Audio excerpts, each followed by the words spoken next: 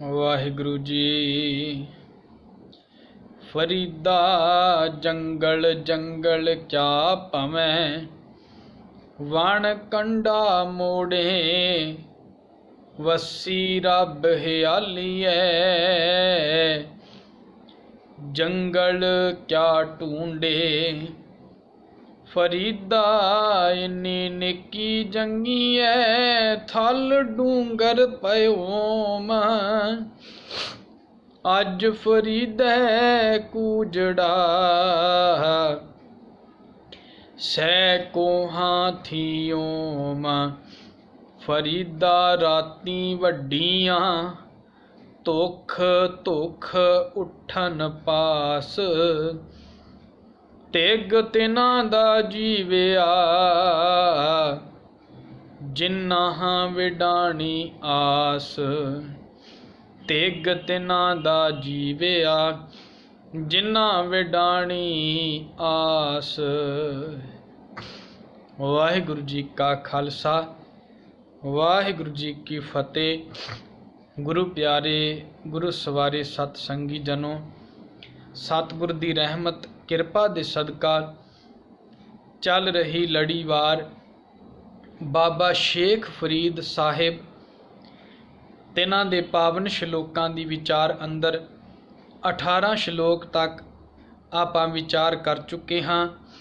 अज 19 number शलोक अंदर बाबा जी साडे ते रहमत कर रहे ने भी बंदिया, जिस परमेश्वर नूं लभण दे लई तूं थां थां ते भटकदा पिया है। इत्थे शब्द वरतिया जंगल जंगल क्या भवें, वण कंडा मोड़े। कईयां ने इहदे अर्थ मोड़े कीते ने, कईयां ने इहदे अर्थ कीते ने कंडे मोड़दा पिया तूं।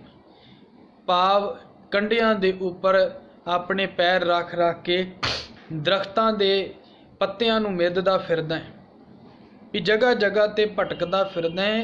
ते जिहदे लई भटक रहा ने भलिया तू ओ रब जिहड़ा है, ओ परमेश्वर जिहड़ा है, वो तेरे अपने हिरदे दा शिंगार है। तेरे कोल ही ते ओ बैठा, किते वखरा थोड़ी है। जे ये गल साडी समझ विच पै जाए तो कई बार सोचीदा बंदा बुरे कर्म करन तो बिल्कुल हट जाएगा।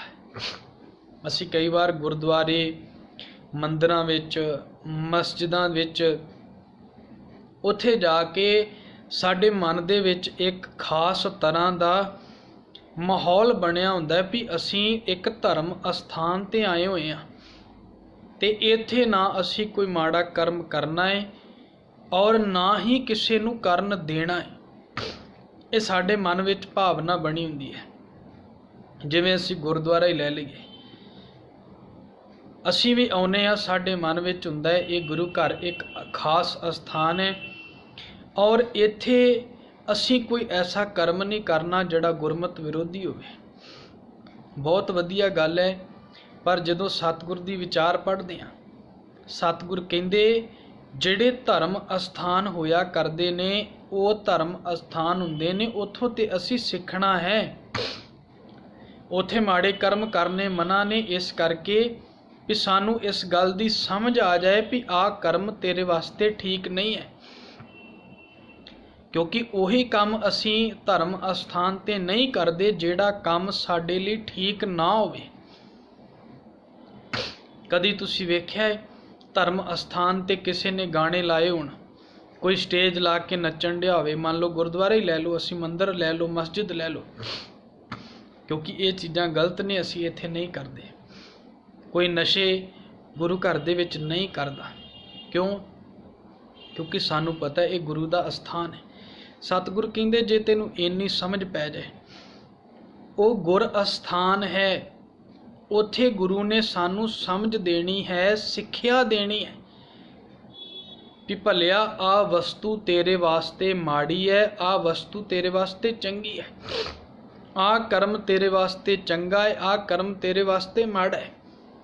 पर एक कमाउणा कित्थे है? जो जीवन विच सिक्ख्या है ये कमाउणा कित्थे कित्थे किसे इक्को ही थां ते नहीं। सतगुर कहिंदे ये तू कमाउणा है पूरी धरती दे उत्ते, ਜਿੱਥੇ ਜਿੱਥੇ ਤੈਨੂੰ ਵਿਚਰਨ ਦਾ ਸਮਾਂ ਮਿਲੇ ਤੂੰ ਉੱਥੇ ਉੱਥੇ ਧਰਮ ਕਮਾਉਣਾ ਹੈ। ਕਿਉਂਕਿ ਧਰਮ ਦਾ ਦੇ ਅਸਲ ਆਪਾਂ ਮਤਲਬ ਸਮਝੀਏ, ਧਰਮ ਦਾ ਮਤਲਬ ਹੀ ਹੈ ਫਰਜ਼ ਨਿਭਾਉਣਾ, ਇੱਕ ਨਿਯਮ ਦੇ ਵਿੱਚ ਚੱਲਣਾ। ਇਹਨੂੰ ਤੇ ਧਰਮ ਕਹਿੰਦੇ ਨੇ। ਗੁਰੂ ਨਾਨਕ ਸਾਹਿਬ ਨੇ ਜਪਜੀ ਸਾਹਿਬ ਅੰਦਰ ਬੜੀ ਸੋਹਣੀ ਵਿਚਾਰ ਸਮਝਾਈ ਹੈ ਇਸ ਪੱਖ ਤੋਂ ਕਿ ਰਾਤੀ ਰੁੱਤੀ ਥਿੱਤੀ ਵਾਰ, ਪਵਨ ਪਾਣੀ ਅਗਨੀ ਪਾਤਾਲ। ਅਗਲੀ ਪੰਕਤੀ ਧਿਆਨ ਨਾਲ ਪੜੋ। ਸਤਿਗੁਰ ਕਹਿੰਦੇ ਨੇ ਤਿਸ ਵਿੱਚ ਧਰਤੀ ਥਾਪ ਰੱਖੀ ਧਰਮਸ਼ਾਲ। ਧਰਮਸ਼ਾਲ ਦਾ ਮਤਲਬ ਜਿੱਥੇ ਧਰਮ ਕਮਾਇਆ ਜਾਣਾ ਹੈ। ਧਰਮ ਦਾ ਘਰ, ਧਰਮ ਦਾ ਘਰ ਜਦੋਂ ਸਾਰੀ ਧਰਤੀ ਹੋਵੇ ਤੇ ਮਨੁੱਖ ਸਾਰੀ ਧਰਤੀ ਵਿੱਚ ਹੀ ਧਰਮੀ ਬਣ ਕੇ ਵਿਚਰੇ ਤਾਂ ਇਹਨੂੰ ਧਰਮੀ ਮੰਨਿਆ ਜਾਂਦਾ ਹੈ। ਪੂਰੀ ਧਰਤੀ ਤੇ ਕਮਾਏ ਕਰਮਾਂ ਦਾ ਸਾਡਾ ਲੇਖਾ ਹੋਣਾ ਹੈ। ਸਤਿਗੁਰ ਕਹਿੰਦੇ ਨੇ ਤਿਸ ਵਿੱਚ ਧਰਤੀ ਥਾਪ ਰੱਖੀ ਧਰਮਸ਼ਾਲ, ਤਿਸ ਵਿੱਚ ਜੀ ਜੁਗਤ ਕੇ ਰੰਗ ਤਿਨ ਕੇ ਨਾਮ ਅਨੇਕ ਅਨੰਤ। ਇਥੇ ਕੀਤਾ ਹੋਇਆ ਹਰ ਕਰਮ ਹੋਵੇਗਾ ਕਿ ਕਰਮੀ ਕਰਮੀ ਹੋਏ ਵਿਚਾਰ, ਸੱਚਾ ਆਪ ਸੱਚਾ ਦਰਬਾਰ। ਇੱਕ ਇੱਕ ਕਰਮ ਦਾ ਹਿਸਾਬ ਹੋਣਾ ਹੈ ਜਿਹੜਾ ਤੂੰ ਧਰਤੀ ਤੇ ਕਰੇਗਾ। ਇਹ ਮਤਾ ਭੁਲੇਖਾ ਕੱਢ ਦੇ ਵੀ ਸ਼ਾਇਦ ਮੈਂ ਧਰਮ ਅਸਥਾਨ ਤੇ ਧਰਮ ਕਮਾ ਲਵਾਂ ਤੇ ਬਾਕੀ ਧਰਤੀ ਤੇ ਮੈਂ ਭੈੜੇ ਤੋਂ ਭੈੜੇ ਕਰਮ ਕਰ ਲਵਾਂ ਤੇ ਸ਼ਾਇਦ ਇਹਦੇ ਨਾਲ ਹੀ ਛੁਟਕਾਰਾ ਹੈ। ਤਾਂ ਹੀ ਸਤਿਗੁਰ ਨੇ ਕਿਹਾ ਤੀਰਥਾਂ ਤੇ ਜਾ ਕੇ ਬੰਦਾ ਇਸ਼ਨਾਨ ਕਰਦਾ ਹੈ ਤੇ ਸੋਚਦਾ ਵੀ ਮੈਂ ਤੇ ਧਰਮ ਕਮਾ ਲਿਆ, ਮੇਰੇ ਪਾਪ ਖਤਮ ਹੋ ਗਏ ਨੇ। ਸਤਿਗੁਰ ਨੇ ਬਕਾਇਦਾ ਸ਼ਬਦ ਨੋਟ ਕੀਤਾ ਹੈ, ਪਾਪ ਕਰੈ ਪੰਚਾਂ ਕੇ ਬਸ ਰੇ, ਤੀਰਥ ਨਹਾਏ ਕਹੈ ਸਭ ਉਤਰੇ। ਬਹੁਰ ਕਮਾਵੈ ਹੋਏ ਨਿਸੰਕ, ਜਮਪੁਰ ਬਾਂਧ ਖਰੇ ਕਾਲੰਕ। ਹੋਰ ਕਮਾਉਂਦਾ ਵੀ ਸ਼ਾਇਦ ਮੈਂ ਧਰਮ ਕਮਾ ਲਿਆ ਤੇ ਮੈਂ ਪਵਿੱਤਰ ਹੋ ਗਿਆ। ਅੱਜ ਬਾਬਾ ਜੀ ਕਹਿਣ ਲੱਗੇ ਵੀ ਕਿਸੇ ਖਾਸ ਜਗ੍ਹਾ ਤੇ ਭਟਕਣ ਨਾਲੋਂ ਤੈਨੂੰ ਇਹ ਪਤਾ ਹੋਵੇ ਵੀ ਹਰ ਜਗ੍ਹਾ ਤੇ ਮੇਰੇ ਮਾਲਕ ਦਾ ਵਾਸਾ ਹੈ।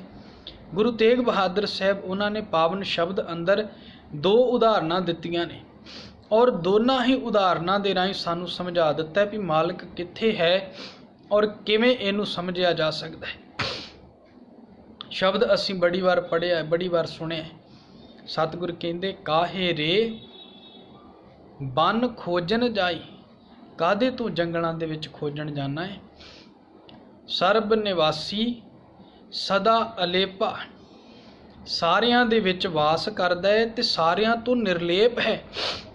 ਤੋ ਹੀ ਸੰਗ ਸਮਾਈ, ਤੇਰੇ ਨਾਲ ਹੀ ਤੇ ਰਹਿ ਰਿਹਾ ਹੈ। ਦੋਵੇਂ ਗੱਲਾਂ ਸਤਿਗੁਰ ਨੇ ਕਰਤੀਆਂ ਵੀ ਹੈ ਵੀ ਤੇਰੇ ਕੋਲ ਤੇ ਤੇਰੇ ਤੋਂ ਵੱਖਰਾ ਵੀ ਹੈ। ਕਿਵੇਂ? ਸਤਿਗੁਰ ਕਹਿੰਦੇ ਪੋਹ ਪਮਦ ਜਿਉ ਬਾਸ ਬਸਤ ਹੈ, ਮੁੱਕਰ ਮਾਹੇ ਜੈਸੇ ਸ਼ਾਈ। ਜਿਵੇਂ ਫੁੱਲ ਹੈ, ਫੁੱਲ ਦੇ ਵਿੱਚ ਖੁਸ਼ਬੂ ਹੈ ਪਰ ਉਹ ਦਿਖਾਈ ਨਹੀਂ ਦਿੰਦੀ, ਕੇਵਲ ਮਹਿਸੂਸ ਕਰ ਸਕਦੇ ਹਾਂ। ਇਵੇਂ ਹੀ ਉਹ ਸਾਡੇ ਵਿੱਚ ਮੌਜੂਦ ਹੈ ਪਰ ਨਹੀਂ ਸਮਝਿਆ ਜਾਂਦਾ ਕਿਉਂਕਿ ਉਹ ਦਿਖਦਾ ਨਹੀਂ ਹੈ, ਕੇਵਲ ਉਹਨੂੰ ਮਹਿਸੂਸ ਕੀਤਾ ਜਾਵੇਗਾ। ਪਰ ਜੇ ਵੇਖਣਾ ਹੈ, ਸਤਿਗੁਰ ਕਹਿੰਦੇ ਵੇਖਿਆ ਇਉਂ ਜਾਵੇਗਾ ਜਿਵੇਂ ਸ਼ੀਸ਼ੇ ਦੇ ਵਿੱਚ ਤੂੰ ਆਪਣਾ ਚਿਹਰਾ ਵੇਖਣ ਲਈ ਤੈਨੂੰ ਸ਼ੀਸ਼ੇ ਦੇ ਸਾਹਮਣੇ ਹੋਣਾ ਪੈਂਦਾ ਹੈ।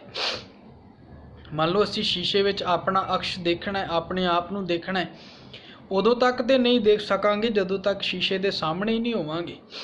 ਸਾਹਮਣੇ ਹੋਵਾਂਗੇ ਸਾਨੂੰ ਆਪਣਾ ਆਪ ਨਜ਼ਰੀ ਪੈ ਜਾਏਗਾ, ਸਾਹਮਣੇ ਹੋਵਾਂਗੇ ਆਪਣਾ ਆਪ ਦਿਸ ਪਏਗਾ। ਮੁੱਕਰ ਮਾਹੇ ਜੈਸੇ ਸ਼ਾਈ।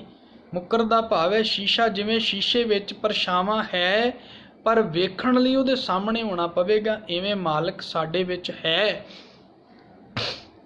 ਪਰ ਉਹਨੂੰ ਵੇਖਣ ਲਈ ਸਾਨੂੰ ਉਦਮ ਉਪਰਾਲਾ ਕਰਨਾ ਪਵੇਗਾ। ਤੈਸੇ ਹੀ ਹਰ ਬਸੇ ਨਿਰੰਤਰ ਘਟ ਹੀ ਖੋਜੋ ਭਾਈ। ਉਹਨੂੰ ਖੋਜਣਾ ਪਵੇਗਾ, ਖੋਜੇ ਬਿਨਾ ਉਹਦੀ ਸਮਝ ਨਹੀਂ ਲੱਗਣੀ। ਸਤਿਗੁਰ ਕਹਿੰਦੇ ਫਰੀਦਾ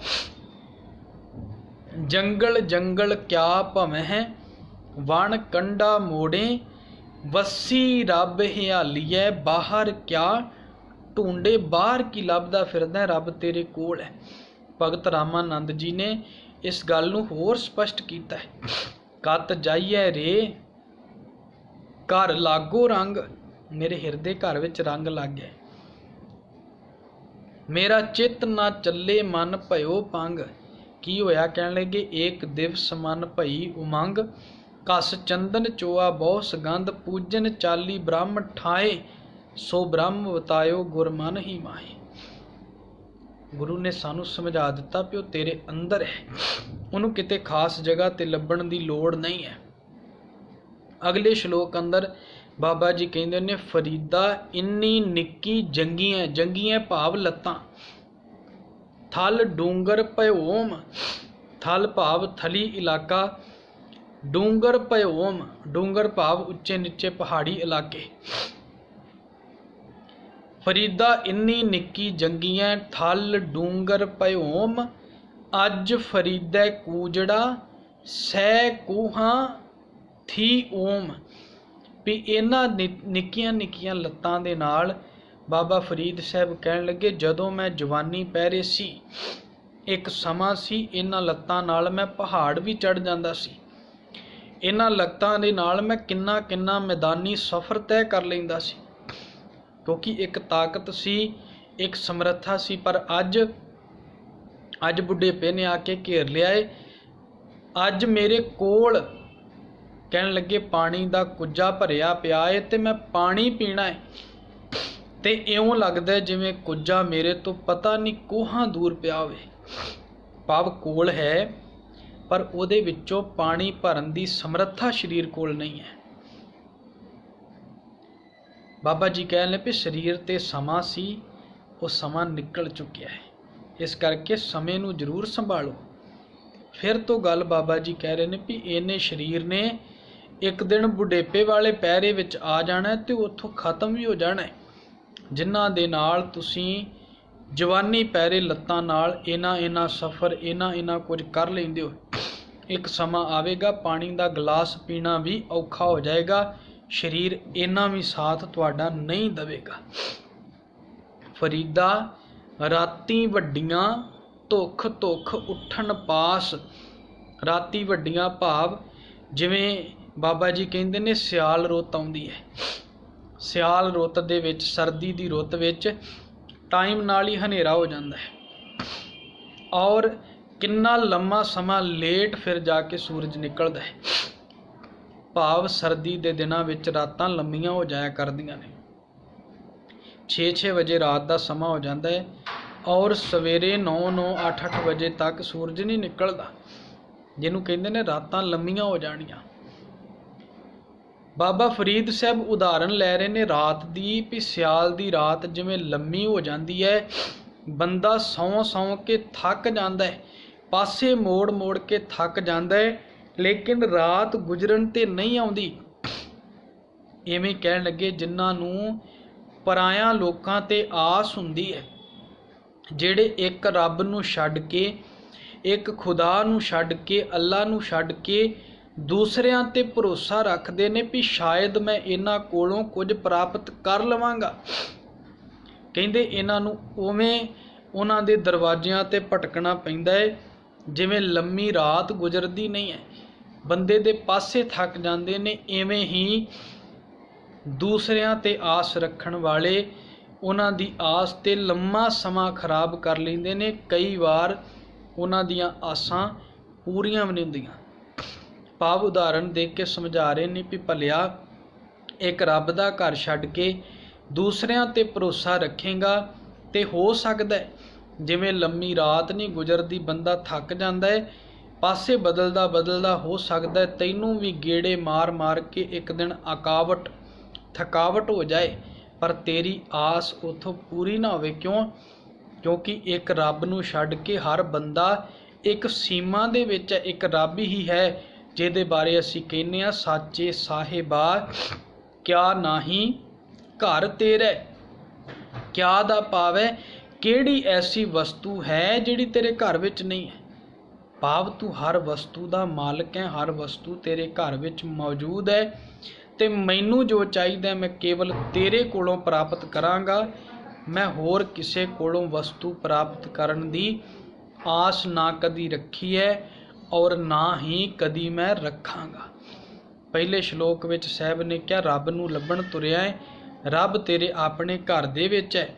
दूजे श्लोक विच कहंदे ने जवानी पैरा एक दिन निकल जाएगा ते बुढ़ेपे विच शरीर कोलों समर्था नहीं रहेगी भी ये शरीर धर्म कमा लवे।